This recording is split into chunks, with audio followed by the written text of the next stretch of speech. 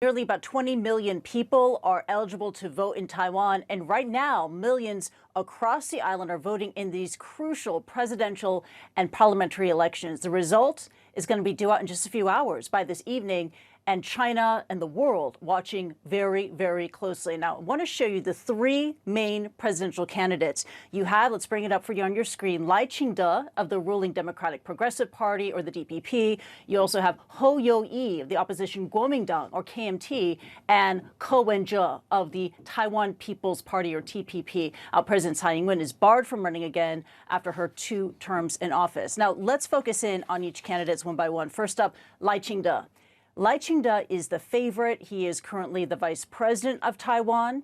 He is also the chairman of the ruling party, the DPP, and he says that he would maintain the status quo and that he would pursue peace through strength. Lai also says that he is open to engagement with Beijing. But at a campaign rally recently, he said this. Let's bring up the quote for you.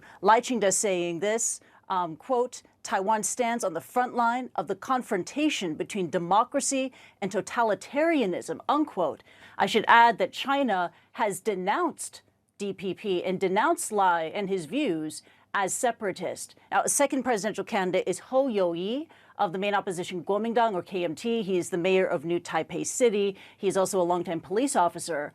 And Ho says that he will restart talks with Beijing if elected. Now, last week, Ho said this. Let's bring up the quote for you. Quote, referring to himself in the first person, he said, Wen-je opposes Taiwan independence, will allow cross-strait peace, restart dialogue and exchanges, strengthen national defense, and let everyone live in peace in Taiwan, unquote. Now, his party, the KMT, traditionally favors closer ties and more engagement with China.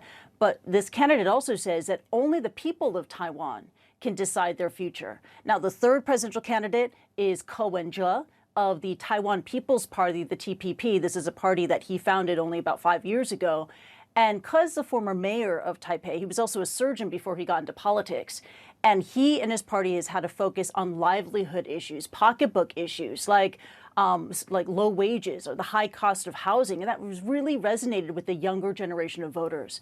In addition to the presidential race, we're also keeping a close eye on Taiwan's parliamentary election.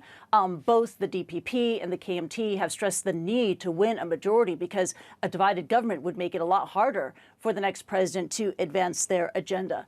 China, of course, is watching all of this very closely. On Friday, we heard from the PLA, the People's Liberation Army of China. It says it remains, quote, on high alert and will, quote, smash any Taiwan independence plot.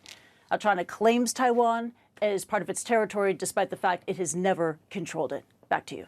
All right. Appreciate it, Kristie. Thank you. Kristie Lu Stout there in Hong Kong for us.